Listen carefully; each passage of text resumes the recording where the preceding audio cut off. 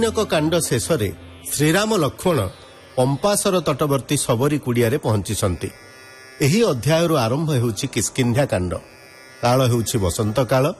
ଏହାପରେ ପ୍ରବେଶ କରୁଛି ଗ୍ରୀଷ୍ମ ଋତୁ।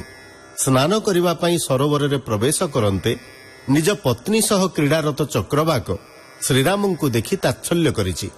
ଲକ୍ଷ୍ମଣ ସେମାନଙ୍କୁ ଦିବସରେ ମିଳନର ଅଭିଶାପ ଦେଇଛନ୍ତି।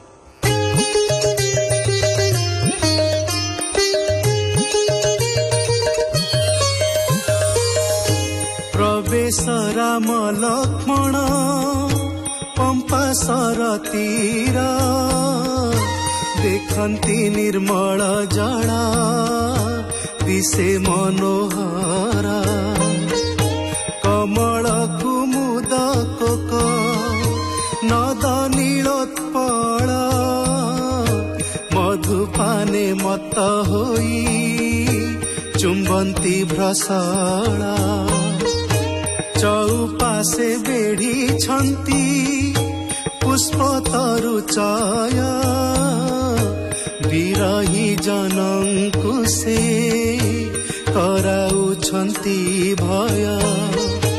ଦେଖ ଦେଖ ଲକ୍ଷ୍ମଣ ଏ ସରୋବର ଶୋଭା, ଏହା ଦେଖି କେଉଁ ଜନ ନୋହି ବଲୋଭା।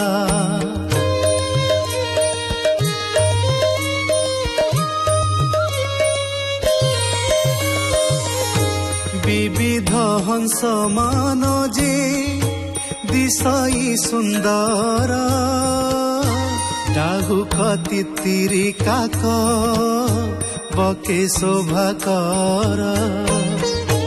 ବିକାଶନ୍ତି ନବ ନବ ଚ୍ୟୁତାଙ୍କୁର ମାନେ, ପ୍ରକଟି ବାସନ୍ତି ବାସ ସର୍ବସନ୍ନିଧାନେ।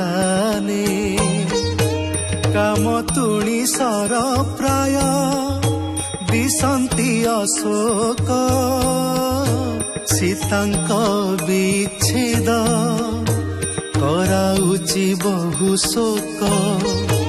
ପାଟଳି ପଟଳ କାମ ନଳ ପ୍ରାୟ ଦିଶେ, ଏତକି କଳିକା ମନ ସିଜ କୁନ୍ତ କିସେ।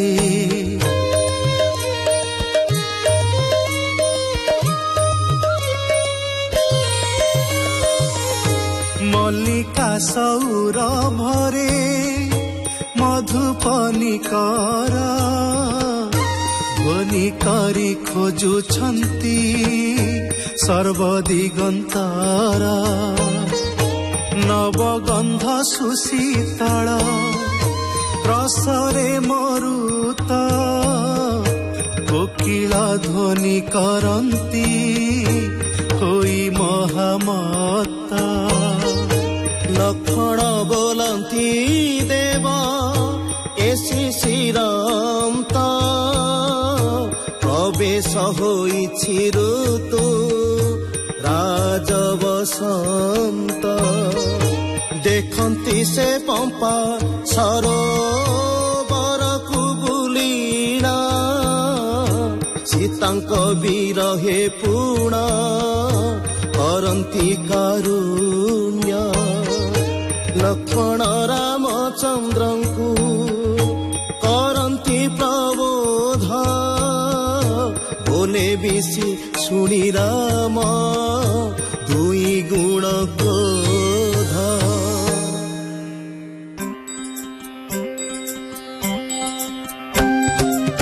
ବସନ୍ତ ଅନ୍ତେ ତପତ ଋତୁ ପରବେଶ, ତପତ ନୀଳ ପ୍ରକାଶିଲା ଦଶ ଦିଶ।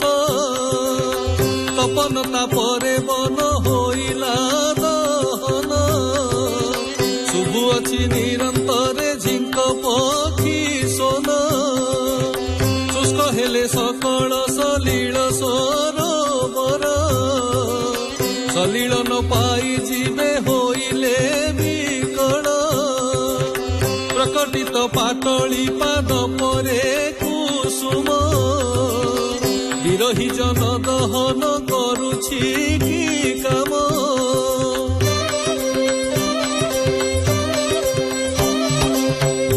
ଅହିରୌତ ପତରେ ତାକୁ ଅଛି ପାଦ। ଲକ୍ଷ୍ମଣଙ୍କୁ କହି ରାମ ଲଭନ୍ତି ବିଷାଦ। ତରୁଚୟ ପତ୍ର ଝଡ଼ି ପଡ଼ିଲେ ଧରଣୀ। ମୃଗ ତୃଷ୍ଣା ତୃଷ୍ଣା କରି ଧାମନ୍ତି ହରିଣୀ। ରାଘବ ବୋଲନ୍ତି ଦେଖ ଦେଖ ସୌମିତ୍ରୀ। ଏ ଋତୁରେ କେମନ୍ତେ ବଞ୍ଚିବ ମୃଗ ନେତ୍ରୀ। ବଜ୍ରାଘାତ ପ୍ରାୟ ଅଗ୍ନିବାତ ହେଉଥିବ। ଶ୍ରୀ ସାଙ୍ଗୀ ସୁକୁମାରୀ କେମନ୍ତେ ସହିବ। ମୋର ବିନୁ ଶୀତ ଭାନୁ ହୁଏ ଚିତ୍ର ଭାନୁ। ଭାନୁ କିରଣେ କେମନ୍ତେ ରହିବ ତନୁ। ହେମନ୍ତ ବୋଲିଣ ରାମ ବହୁ ବୀଳ ପିଲେ। ବୋଲେ ବିଶି ଲକ୍ଷ୍ମଣ ପ୍ରବୋଧ କରୁଥିଲେ।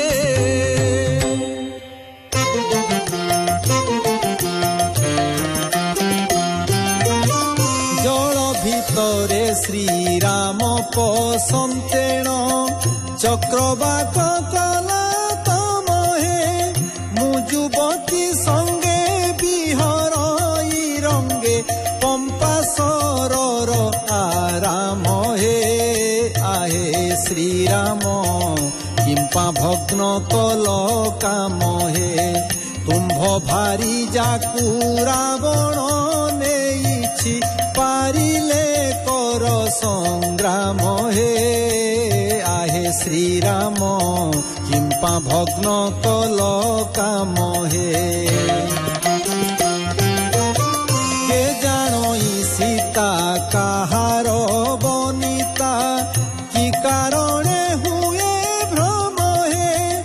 ଶିରେ ଜଟା ବାନ୍ଧି କଷା ବସ୍ତ୍ର ପିନ୍ଧି। କି କେ ଧନୁ ଧରି ବାମ ହେ। ଆହେ ଶ୍ରୀରାମ କିମ୍ପା ଭଗ୍ନ କଲ କାମ ହେ। ମୋର ରତି ଭାଞ୍ଜ ତୁମ୍ଭ ମନୋରଞ୍ଜ। ଯୁବତୀରେ ତ ଉତ୍ତମ ହେ। ଚକ୍ରବାକ ବାଣୀ ଲକ୍ଷ୍ମଣ ଶୁଣିଣ। ସାପ ଦେଲେ କରି ତମ ହେ। ଆହେ ଶ୍ରୀରାମ କିମ୍ପା ଭଗ୍ନ କଲ କାମ ହେ। ପକ୍ଷୀ ପକ୍ଷିଣୀ ଏକ ସଙ୍ଗ ନୋହିବ। ନ କରିବୁ ତୁର ମନରେ।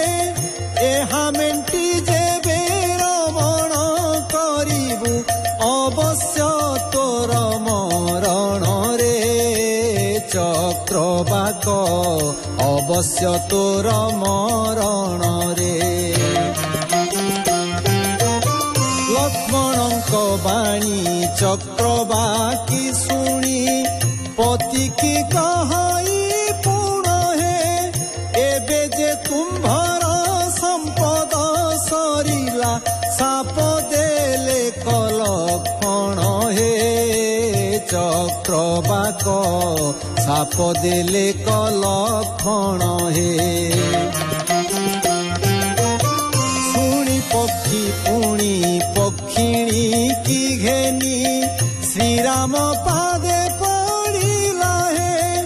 ଭୋଦେବ ନ ଜାଣି ଦୋଷ କଲି ପୁଣି।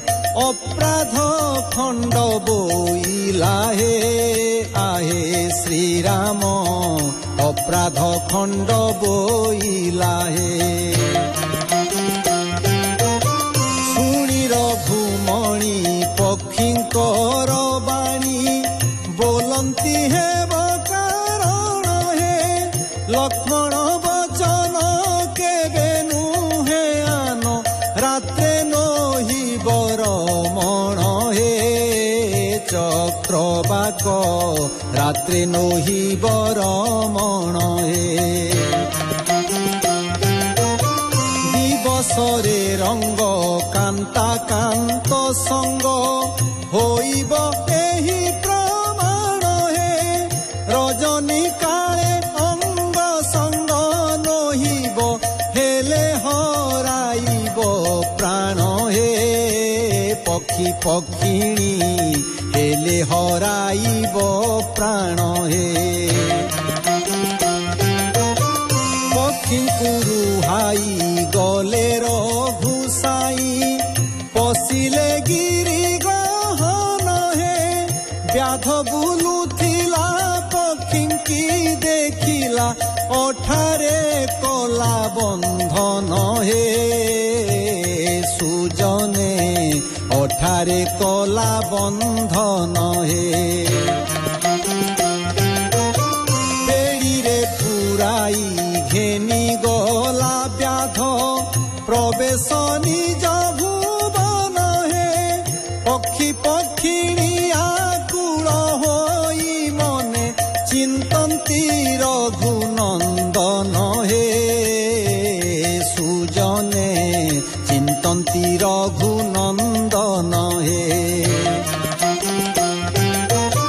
ରାମ ରାମ ବାଣୀ ଚକ୍ରବାକ ଶୁଣି ফাটিলা পেড়ি বহন হে বন্ধনু ফিটি দুই পক্ষী হরসে বিহার কলে কানন হে সুজনে বিহার কলে কানন হে